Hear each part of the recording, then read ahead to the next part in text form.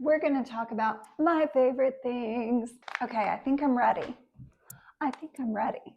Welcome back to the studio. I'm Morgan. I'm your host. I am the lady of the manor. I am the artist in residence. That feels good. I actually am an artist, and we actually are inside my studio. So today, some of my favorite things. I am very discerning with my things. It needs to be beautiful.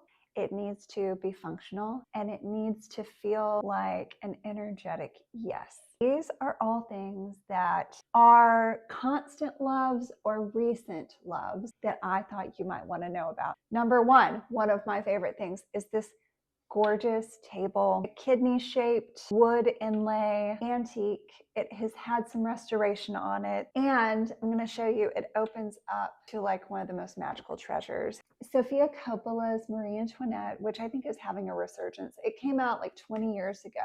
I was an early 20-something. Oh my God. Whoa, the math just mathed. An early 20-something. I went and saw it in the theater. I was the only person there. It thrilled me. If you point your phone at the sun for too long, it like burns an imprint. That is what Marie Antoinette did to my brain. Okay, so this is very Marie Antoinette, Sofia Coppola coded for me. I think it's like a Louis the 13th, 15th, 16th. I get my Louis shapes confused. Since we're talking about Marie Antoinette, let's start with Marie Antoinette's chocolate. I literally mean this is the original chocolatier of the Queen, de Beauvais. The original locations are in Paris. There is one in New York City. I have not visited. When I'm in Paris, I stop and get this little box. De Beauvais really dates back to Marie Antoinette's times. And the Queen had headaches, and she also loved her chocolate. So she called upon the royal chocolatier to develop a medicinal chocolate for her. And they were called les pistoles. Inside are these little coin medallions with the Queen's insignia. I always pick up boxes of this when I'm in Paris, and I bring it back and I share it with my girlfriends when they visit me in my atelier. Number two, your girl loves some candles. We all love candles. The glow, it's very whimsical. It feels very magical and romantic. And my favorite candles, these are colored tapers, no big deal. I love burning beeswax candles. Also, this is a Japanese ceramic of Marie Antoinette. I think it's supposed to be like a little bud vase, but I burn these skinny beeswax taper candles in them. And I just think it's so cute. Let me tell you about these skinny beeswax taper candles. I discovered these. This is such a Morgan story. I was wandering around town one day. The Orthodox Cathedral was having an open house. I love to be able to look inside a space that you don't get to see otherwise. I went in, and Orthodox cathedrals are gorgeous. The dome is gorgeous. It smells like ancient incense. It is really just very magical. I went in, and like before you walk into a cathedral, there's like a little area and you can get your candles to put in the sand for prayers or whatever. I asked the bishop if I could just purchase a large number of candles, and I bought 300 of them. And I also gifted them as favorite things to some of my best girlfriends. And they're a little bit smaller than a chime candle, so you have to find like a special holder for it, which is also fun as a treasure hunt. These are handmade by Orthodox monks at a monastery, I think in Virginia. And you can order them online from the Orthodox Supply Company. Next up, since we're talking about candles, let me show you something so special that my dear friend Meg gave me for the holidays. This gorgeous, delicate ceramic dish by Bernardeau, porcelain since 1863, made in France, of course. And you take a tea light, you put it in the little dish, you cover it, and it reveals a scene. It's Paris. So I feel like I can be transported to my favorite city anytime. We'll just leave this right here. Let's get into a lot of the things here are skincare. Skincare. Number one, the fine people at Sansi sent me a package as a gift. It was really nice.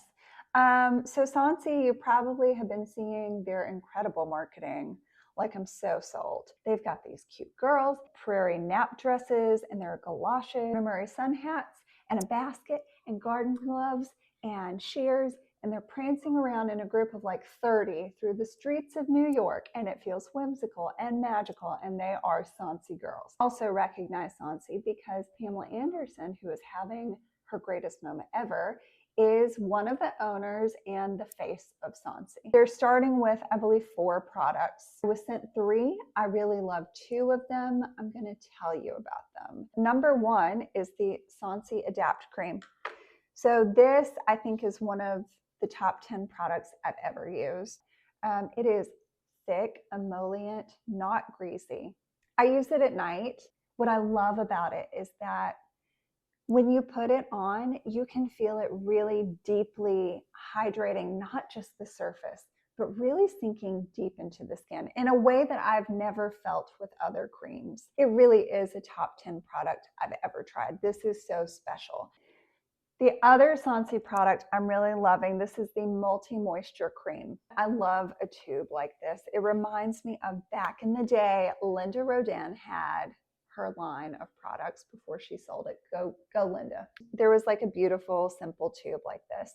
Our dear Pamela Anderson really recommends this as a face moisturizer, and the packaging recommends that you can do a thin layer as your moisturizer on top of your Adapt cream, or you can do a thicker layer as like a mask that you let soak in. Actually, I'm going to read you the tube. Usage: enjoy in multiple ways. Daily moisturizer once a day. Apply a small amount to clean face. Daytime mask.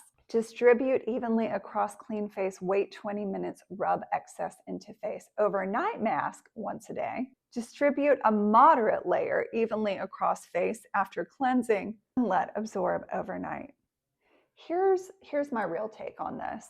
I did use it on my face for several days. It did feel mildly comedogenic. It felt like it was building up in my skin to the point, like, I hate pilling, which is like when you put on your skincare and then you put on your makeup, and it like, you could do like this and it has like the little, product and skin cell. Blah. This, I felt like after a few days, started to build up on my skin so that when I showered, if I, did a little light exfoliating with my hands, it was still coming off of my skin. That said, it is an incredible moisturizer for my hands and my décolletage.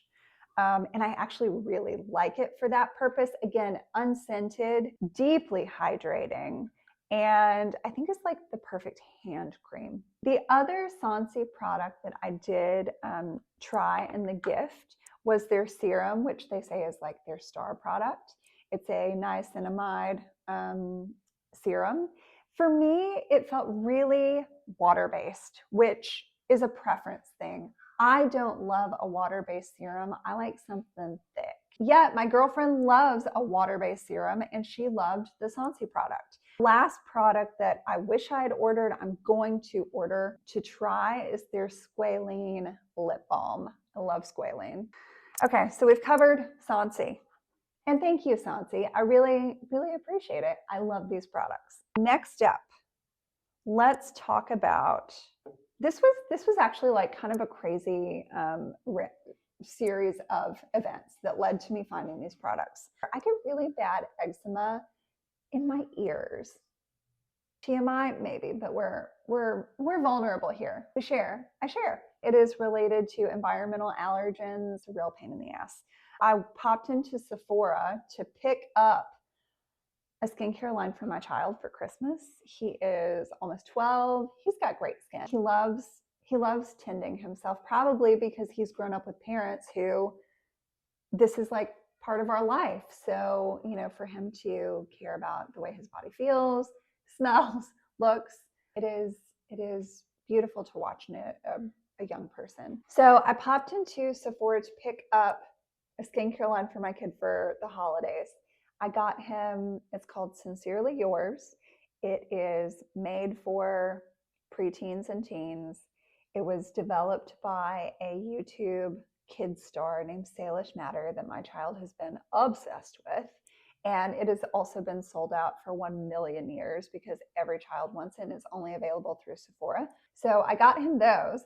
But at the same time, the customer service person helping me, she is also an esthetician. And she noticed the eczema in my ears and she was like, hey, just gonna say, you might want to check out these products, not to put in your ears, but if you're someone who struggles with eczema or barrier irritation, which is talking about your skin barrier, that I think is the hottest new conversation in skincare. All I hear about is barrier support. And let me tell you, I'm glad I'm hearing about it because this has kind of been revolutionary. Now, I will confess this. Packaging really, really matters to me. It does. Like I said, I need it to be beautiful. I need it to work really well. And I need it to feel really energetically aligned. Like, does it light me up? And these packages, I never would have stopped for. Which packages are you talking about? These right here, a brand called Experiment. The first one is a 30% glycerin hydrating barrier serum. So you use it on your damp skin, 1 to 2 pumps. It is like a thick jelly. It's thick, it's tacky, but not sticky. And I'd use it morning and night. I get glass skin immediately, which for me is like really saying a lot and feels very soothing to my skin. On top of that, the other product is the Experiment Intensive Barrier Treatment Oil Buffer Jelly. It is like oil jelly. That sounds gross. It is awesome. A moisture sealing treatment for rapid barrier repair. Apply a thin layer to your face as the last step in your routine. Use in the PM or whenever your barrier needs a boost. I've been using it morning and night, and it really only takes a little bit. And let me tell you, okay, so I was concerned because it says it seals your skin. I was really concerned that it would be comedogenic for me. It would build up, trap things under my skin and cause breakouts. It has not at all. Doing some like deep treatment. And let me tell, look at my face. I'm very glowy. I'm just going to say it. I am glowing. Okay. Back in the day, I'm talking 2002, 2003. I loved a cold cream. I have always been very interested in the beauty practices of women through the decades. So a cold cream, what it is, it's a jar of a cold cream. It is thick. It is typically white. You would, so like Pond's cold cream, our grandmothers, I used Pond's cold cream. They still make it and sell it, but it's filled with chemicals and very scented. Imagine you are a woman in the 1940s. Take your cold cream. You would apply it and rub it on. It is thick. It is white. It gets off your makeup. You remove your eye makeup with it. And then you take tissues and you wipe it off.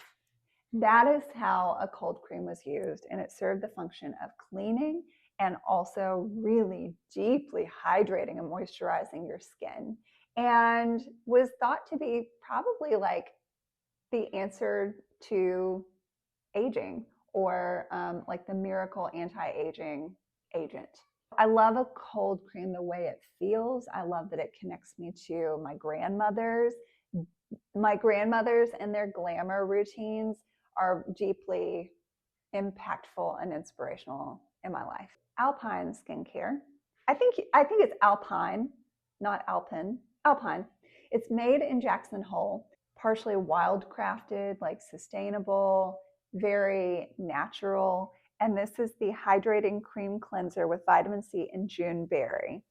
And I am obsessed. Now, I do not use it to serve the purpose of just taking off my makeup. I will use my micellar water to remove my eye makeup. I will use a warm washcloth to kind of remove the layers. And then I will use this. It is thick. It has these little bubbles in it that I don't totally know what they do. I don't mind them. I will remove it with a damp cloth. I haven't tried a tissue removal yet because I just don't want leftover product on my skin, because then I'll follow it up with the Experiment line to seal off my barrier. But I'm loving the experience of the cold cream cleanse. Next, hair. Y'all, my hair is in such a way. Let's talk about what's going on here. I tried a side part today because In August, I made a horrible decision. I went and got a haircut and got bangs. It was bad from day one. From hour two, it was horrible. So I've spent the last August, September, October, 5 months growing out these damn bangs. I'm definitely hair low maintenance, even though you'd think with a mane like this that there would be like more work to do. I get my hair cut twice a year. I get my hair colored twice a year. I don't heat style it except maybe once or twice a month. I need it to be very easy and natural. I've been getting a lot of ads from Rose Hair Care, R-O-Z, Santa Lucia styling oil. Let me tell you, I'm obsessed. I love it. I love the little package with its semi-frosted glass and the dropper that you press. And you really only need a few drops. It does not take the shape or natural texture out of your hair. It just helps kind of reform it. It smells so good. I really want to get the serum next. Smells. Okay, you know I love smells. A couple smells I want to tell you about. You probably know about Santa Maria Novella, the Florence-based, ancient apothecary. They unfortunately got bought by a huge company and reformulated, and it feels a little more commercial and lost some of its magic. I mean, there are still some good products, but if you want a true Florentine bit of magic apothecary, there is a place called Aquaflor. And I don't think they even have locations anywhere else in the world. You can order online. There are also products that are exclusive to the Aquaflor in Florence. And one of the things I discovered when I was in Italy is a scent they do called Magia, which I think means magic. They do these pillar candles, which they don't burn very well. Actually, like I had lit this and it's burned out. And this did this on another one. I've had 3 of these. It's done on 2 of the 3. I will use this in a wax melter, but they have a room spray. And you can only get this in Florence. I had actually emailed the company to see if they would ship it to me. They couldn't be bothered to write back. So when my girlfriend went back recently, I got her to pick up a bottle for me. And it smells like old and ancient, a little weird, which is definitely my speed of scent. And that brings me to my final thing. The dress I'm wearing today is from Devore Vintage. She has such a rare and magnificent collection of pieces. And this particular dress is from 1938, came from Australia. It has a very like Coco Chanel vibe to it.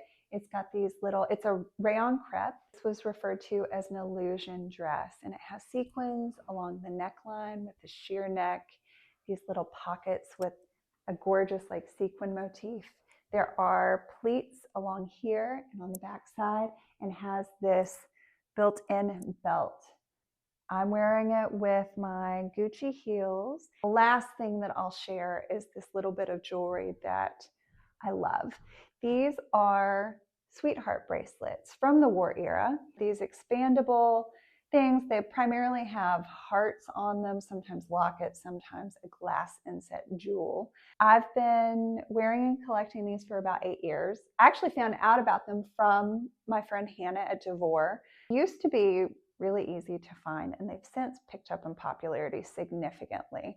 They typically run very small, but I have child-size wrist, so lucky for me. I love stacking them like this. They're typically gold-filled and will run, gosh, the price now, I find that many of them on the resale market are going for like $250 to $350, which I think is a little crazy, but I always try to find them. Yeah, so some details.